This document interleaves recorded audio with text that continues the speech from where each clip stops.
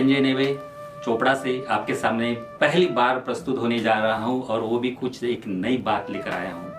आप बड़े ध्यान से जानिए, समझिए और जरूर उसका लाभ उठाइए। हिंदी हृदय सम्राट क्रांतिकारी मुकुटमणि स्वातंत्र्य वीर विनायक दामोदर सावरकर एक अलौकिक व्यक्तिमत्व, एक जहाल देशभक्त थे, दूरदृष्टि वाले थे, क्रांतिकारों के प्रेरणा स्थान थे। उन्हें जानकर अपना भाग्य ही समझते हैं।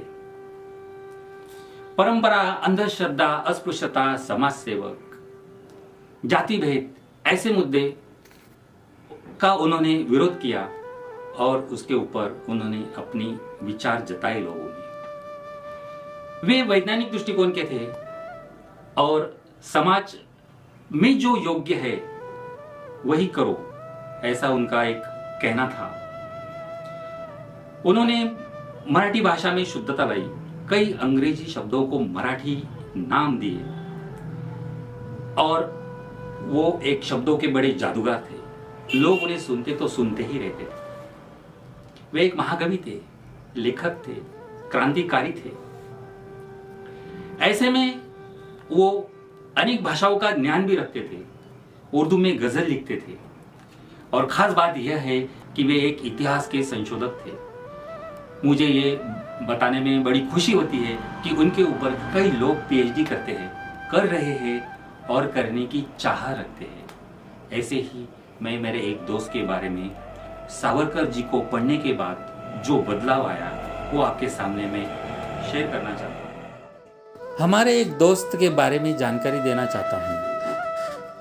महाराष्ट्र के जलगांव जिले में आने वाला एक तहसील पाचोरा, जी हाँ, उसी पाचोरा से हमारे दोस्त कला शिक्षक श्री वाई.आर. पाटिल सर, मस्त आराम से जीवन काटने वाले वाई.आर. सर अपनी लड़की और बीवी के साथ कला शिक्षक की नौकरी में है और एक दिन अचानक से उनके हाथ में वीर सावरकर की माझी जन्मठेप नामक मराठी पुस्तक हाथ लगती है और उनका जीवन एकदम अलग से मोड़ पर आ जाता है।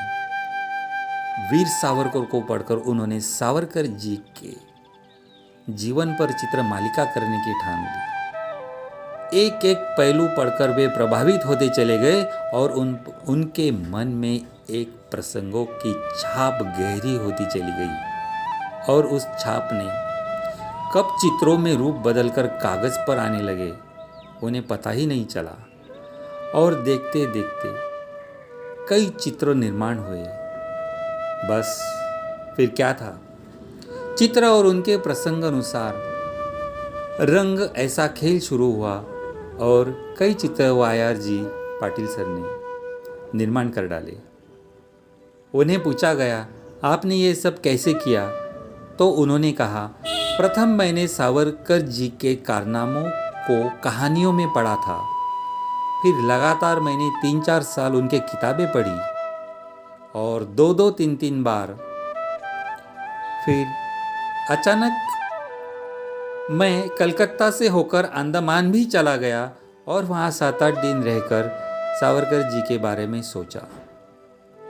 तब समुंदर से घिरे अंडमान की हालत देखकर मेरे मन में विचारों का समुंदर उभर पड़ा और एक लहर जैसी मैंने एक चित्र मेरे मन में आकृति लेते गए और मेरी बेटी साक्षी, धर्मपत्नी जयश्री, इनके आग्रह खातिर एक नए चित्र निर्माण होते चले और मैं आज इस मकान पर पहुंच गया। मैंने सावरकर जी की जन्मभूमि भगूर नासिक में ही उनके चित्रों की प्रदर्शनी की ठान ली और मेरा यह प्रयोग स्वातंत्र्य वीर सावरकर जी को समर्पित है।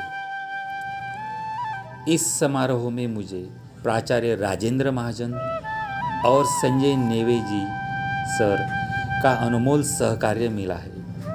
तो फिर चलिए, दिनांक 26 फरवरी को भगूर में, नासिक जिले में सावरकर जी के जीवन पर चित्र प्रदर्शनी की पहली मालिका यानी कि पेंटिंग्स देखने का अवश्य लाभ उठाए। आपका स्वागत है, आप जरूर आइए आपकी राह में।